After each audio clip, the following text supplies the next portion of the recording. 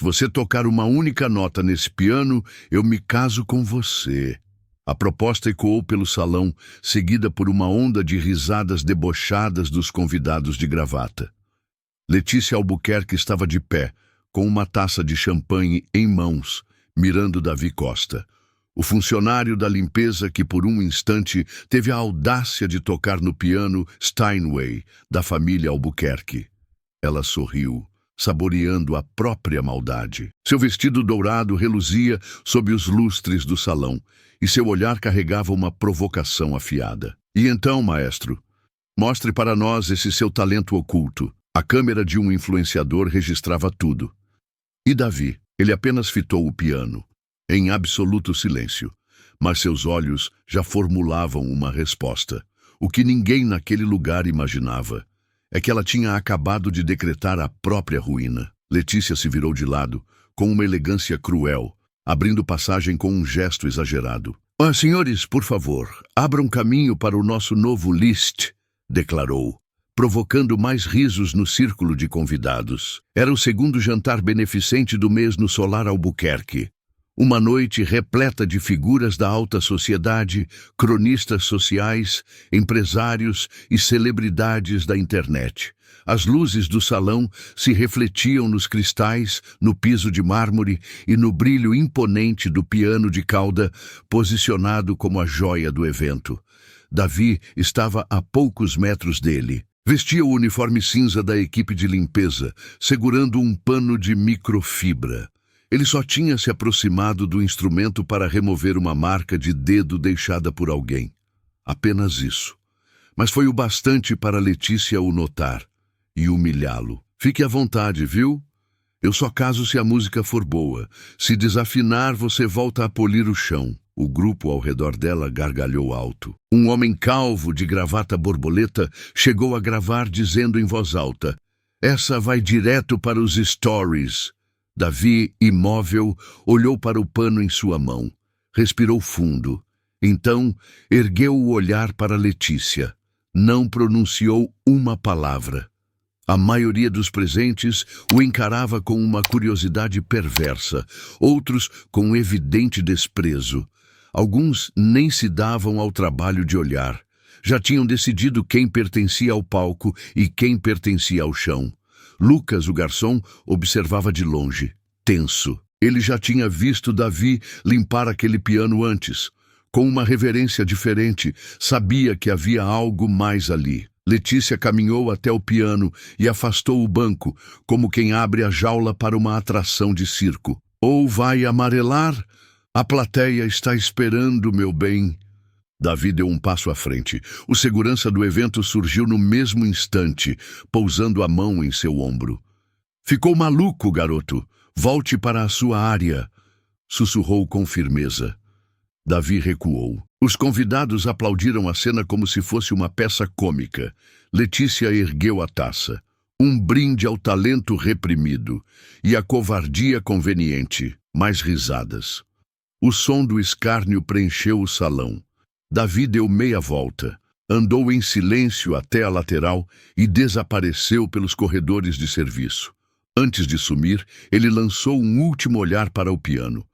As teclas brilhavam como sempre, mas naquele momento pareciam encará-lo de volta. Longe dos olhares, nos corredores de serviço, o eco abafado das gargalhadas ainda o perseguia enquanto Davi caminhava. A cada passo, sentia o uniforme colar na pele, úmido de suor frio. Não era vergonha, era uma fúria silenciosa. No fim do corredor, 2 seguranças o aguardavam. Um deles, de braços cruzados. A senhora Letícia determinou que você está dispensado por hoje. É melhor ir para casa, Costa. Davi hesitou por um instante. Olhou para a escadaria que levava aos andares superiores da mansão, onde ficavam os quartos, e ele sabia, outro piano, um modelo de armário esquecido há anos. Mas não contestou. Baixou o olhar, removeu as luvas e as entregou. Certo. Ele saiu pela porta lateral, sem um adeus, tendo apenas a noite como companhia. Lá fora, uma garoa começou a cair.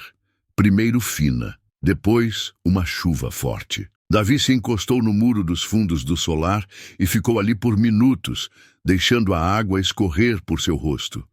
Viu ao longe o brilho da festa através das janelas do segundo andar. A luz, as taças erguidas, a silhueta de Letícia dançando no centro da sala, como se fosse a dona do mundo. Encharcado e calado, ele respirou fundo e fechou os olhos. Dentro da mochila havia algo que ele sempre carregava. Uma folha de papel dobrada, marcada pelo tempo, com a caligrafia cuidadosa de sua mãe. A dedicatória dizia: "Jamais deixe de tocar, meu filho. A música é a sua alma." Fazia muito tempo que Davi não se sentia com alma. Mas naquela noite, algo dentro dele se quebrou de vez. Essa cena te deu um aperto no peito também? Ver alguém ser humilhado apenas por se atrever a sonhar te indigna tanto quanto a mim? Se a resposta for sim, escreve sim aqui nos comentários. Eu quero saber que você também não tolera esse tipo de arrogância. O papel guardado na mochila de Davi não era só uma recordação. Era o vestígio de uma vida que foi pausada. 12 anos antes, as mesmas mãos que hoje limpavam mármore já provocavam aplausos em teatros do interior. Davi, ainda um garoto, era conhecido nos corredores da escola de música Vila Lobos como o garoto com ouvido de gênio. Foi lá que sua mãe, Dona Helena, uma diarista, assistiu ao filho se apresentar para uma plateia pela primeira vez. Ela usava um casaco de lã simples, sentada na última fileira.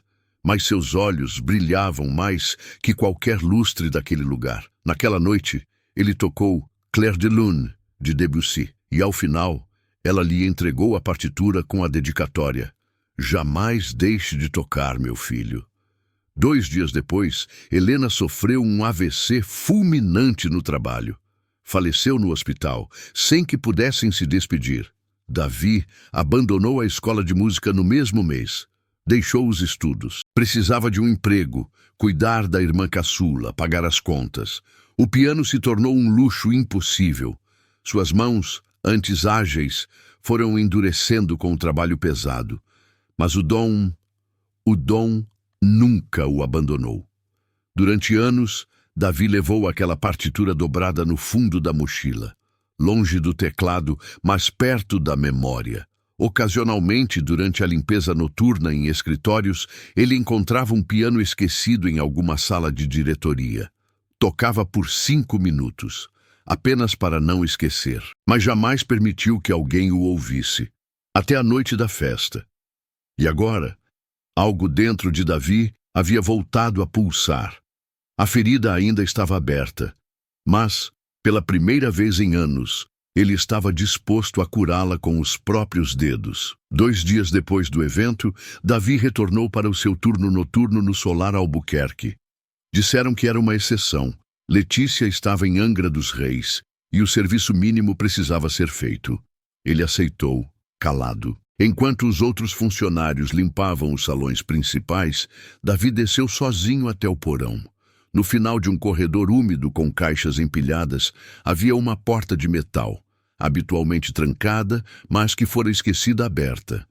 Lá dentro, um depósito de relíquias, móveis antigos, telas sem moldura, uma bicicleta enferrujada e um piano vertical, coberto por um lençol empoeirado. Davi puxou o tecido com delicadeza. As teclas estavam amareladas, algumas desafinadas, mas ainda funcionava. Ele se sentou, respirou fundo e tocou. A primeira nota soou hesitante, a segunda mais segura. Em minutos a sala se transformou num santuário de som abafado. Debussy, Chopin, Vila Lobos. Não havia público, apenas Davi e o eco de suas próprias mãos. No andar de cima, Lucas, o garçom, fazia a última ronda quando escutou a melodia vindo do subsolo. Desceu sem fazer barulho, espiou pela fresta da porta e ficou ali, paralisado, sem acreditar. Ao terminar a música, Davi notou a presença do colega. "Há quanto tempo você está aí?"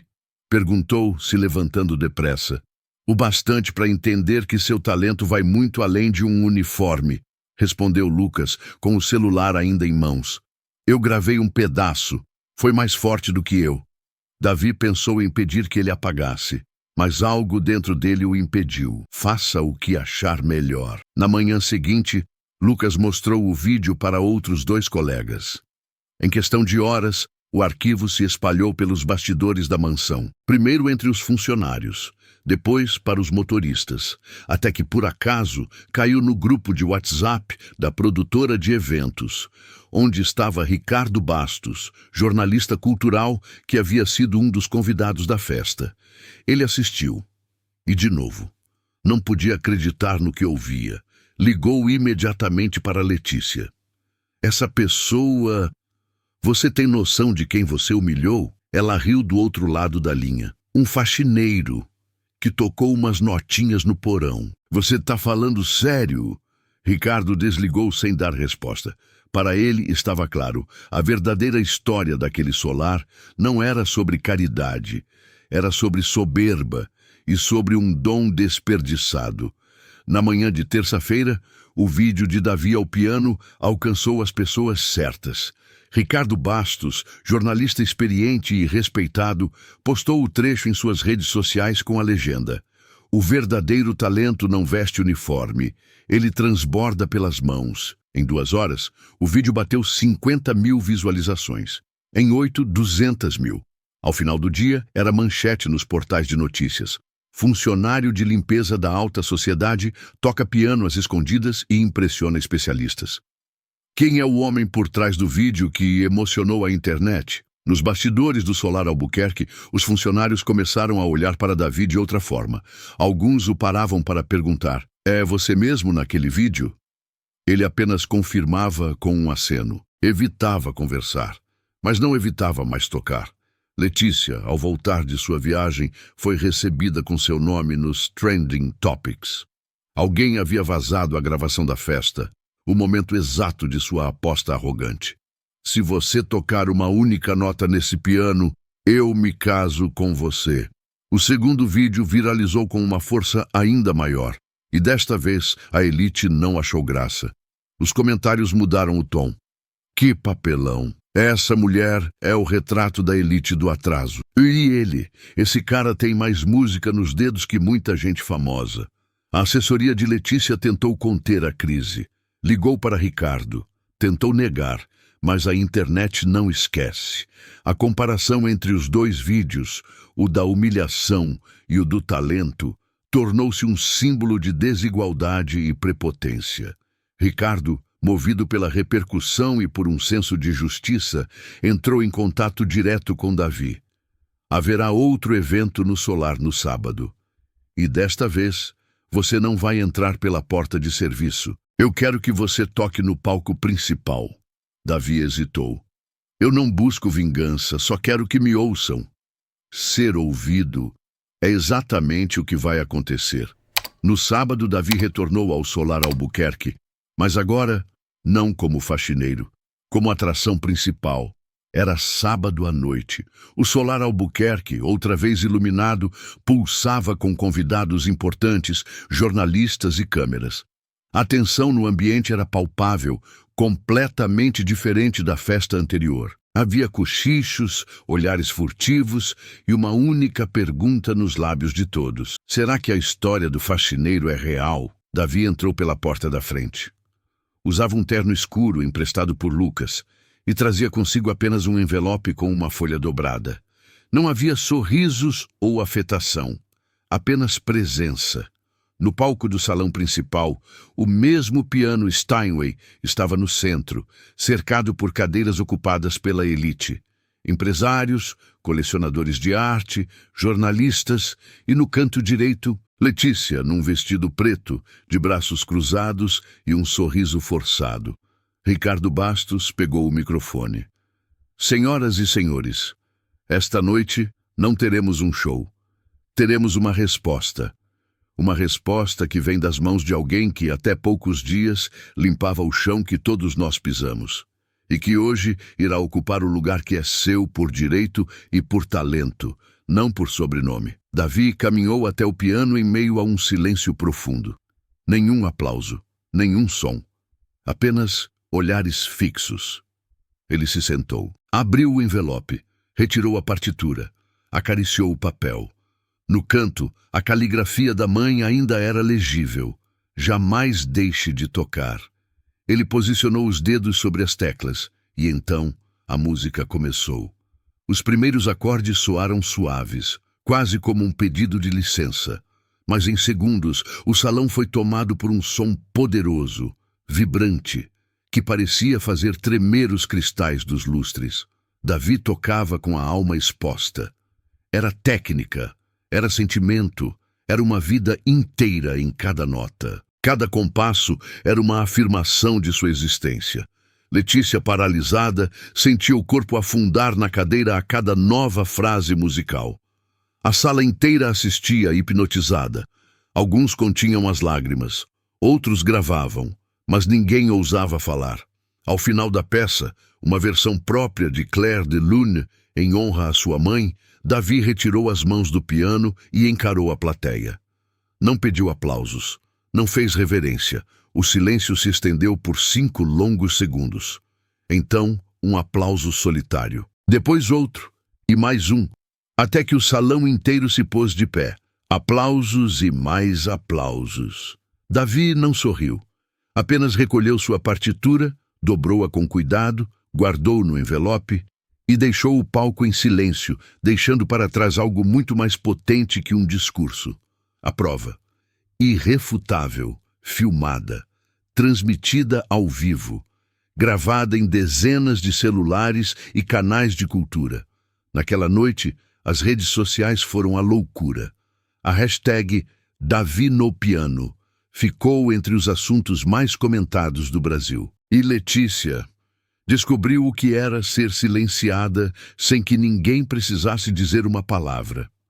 Na manhã seguinte, as manchetes não deixavam margem para dúvidas. Faxineiro humilhado se revela pianista excepcional e silencia a elite. Davi Costa, o artista que o Brasil precisava ouvir. Letícia Albuquerque enfrenta crise de imagem após vídeo de humilhação viralizar. Jornais, portais de notícia, perfis de cultura, todos traziam a mesma foto. Davi ao piano, sob um foco de luz, diante de uma plateia de pé. As consequências foram imediatas. Grandes patrocinadores da Fundação Albuquerque, uma das mais tradicionais do país, anunciaram o rompimento de seus contratos, citando incompatibilidade de valores com a postura da diretora. O pai dela, Sr. Otávio Albuquerque, presidente do conselho, convocou uma reunião de emergência. A decisão, o afastamento imediato de Letícia de todas as funções da fundação. Seus cartões corporativos foram suspensos, sua imagem pública congelada, e ela foi proibida de dar qualquer declaração à imprensa. Durante a coletiva, Otávio não defendeu a filha, limitou-se a dizer: "Nossa fundação existe para dar palco a quem não tem voz, e nós falhamos miseravelmente." Davi assistia a tudo pela tela de um celular, no vestiário dos funcionários. Lucas estava ao seu lado, em silêncio. Ao final da coletiva, Ricardo Bastos pediu a palavra. Este país precisa parar de confundir berço com valor. O homem que tocou naquele piano nos mostrou algo raro. A dignidade não tem sobrenome. Na internet, os comentários se multiplicavam. A música venceu. Davi é patrimônio nacional. A elite em silêncio ouvindo o faxineiro. Que cena histórica! Letícia, isolada, não deu entrevistas. Seus perfis em redes sociais foram desativados. Vídeos antigos em que ela zombava de outros funcionários vieram à tona, alimentando a revolta do público. A maior punição, contudo, não veio do conselho nem da mídia. Veio do próprio salão onde tudo começou. Na noite de segunda-feira, a Fundação Albuquerque foi reaberta com um novo nome: Instituto Costa de Música e Arte. Davi recusou qualquer cargo de diretoria, mas fez uma única exigência: que todos os novos pianos do Instituto tivessem a mesma frase gravada discretamente na lateral: "Jamais deixe de tocar." Horas após a reabertura, Davi estava no salão menor, nos fundos do solar. O lugar estava vazio, as luzes apagadas, exceto por um abajur no canto. Ele estava ali, sentado no mesmo banco do piano, agora em silêncio. A porta se abriu lentamente. Passos curtos, hesitantes. Era Letícia. Sem maquiagem, sem joias, sem assessores. Apenas ela, com um envelope nas mãos. Davi não se moveu. Eu vim... A voz dela falhou. Ela engoliu em seco. Eu vim pedir desculpas. Ele continuou olhando para a frente, não para ela. Não há desculpas para o que você fez. Letícia deu mais um passo. Eu fui cruel e arrogante, mas você venceu, de verdade. Davi se virou para ela finalmente, mas seu olhar não era de triunfo. Era de algo mais profundo, um tipo de clareza que só pertence a quem já foi quebrado e se reconstruiu por dentro. Eu não venci nada. Eu só recuperei o que você tentou me roubar. Ela estendeu o envelope. É um convite para um jantar. Com meu pai, o conselho. Eles querem te homenagear. Querem...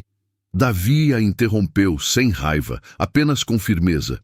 Eu não quero um lugar na mesa de vocês. Eu só quero que derrubem os muros. Letícia franziu a testa, confusa. O muro que separa o palco da cozinha. A porta da frente da porta de serviço. A arte do silêncio. Ela baixou a cabeça. Pela primeira vez, sem palavras. Davi se levantou. Tirou um papel do bolso do paletó e o entregou a ela. Era a partitura original de sua mãe. Dobrada, gasta, mas inteira. Isso não é para você. É para todos que nunca tiveram a chance de serem ouvidos. E saiu da sala sem olhar para trás. Letícia ficou ali, sozinha, segurando aquele papel frágil como se pesasse uma tonelada. 5 meses depois, no palco principal do Teatro Municipal de São Paulo, luzes douradas iluminavam um homem solitário diante de um piano de cauda. Davi Costa. A plateia estava lotada, diplomatas, músicos consagrados, críticos de toda a América Latina, mas ele parecia não notar. Com calma, tirou do bolso interno do terno um papel dobrado e amarelado. Alisou-o com cuidado. Colocou-o sobre o piano. Era a mesma partitura, a mesma dedicatória. Jamais deixe de tocar. Lucas, sentado na primeira fileira, sorriu com os olhos marejados. Ao seu lado, Ricardo, 2 amigos que entendiam o peso daquele instante. A peça que Davi executou era de sua própria autoria. Misturava o erudito e o popular, harmonias brasileiras e técnica clássica. A crítica depois o descreveria como inclassificável. Mas para quem estava ali, ao vivo, o rótulo não importava. O que importava era a verdade que emanava de cada nota. Enquanto Davi tocava, uma tela no saguão do teatro exibia discretamente uma notícia recente. Letícia Albuquerque anuncia doação integral de sua herança na fundação. Instituição passa a ser 100% gerida por um conselho de artistas independentes. Ela nunca mais foi vista em público. Davi finalizou o concerto com uma única nota, longa, que pairou no ar por um instante antes de se dissolver. Silêncio. E então, os aplausos, longos, emocionados, de pé. Mas novamente ele não fez reverência, apenas recolheu sua partitura e desceu do palco com a mesma serenidade de sempre. Na saída, uma criança lhe entregou uma rosa. O som do seu piano é igual ao que eu escuto nos meus sonhos, disse a menina em voz baixa. Davi sorriu pela primeira vez naquela noite e respondeu: é exatamente isso que a minha mãe sempre quis. Se o final dessa história ressoou em você como aquela última nota no teatro, deixa o seu like. É o jeito mais simples de me dizer que valeu a pena. Me diz aí nos comentários de que lugar do Brasil você está me vendo. Eu leio tudo e adoro saber o que vocês sentiram. Se você, como eu, acredita que o talento sempre supera a arrogância, já se inscreve no canal. Aqui, cada história é um jeito de lutar contra a injustiça. E não saia ainda. Escolhe um dos 2 vídeos que estão aparecendo na tela para continuar comigo. Clica aí que eu te espero na próxima história.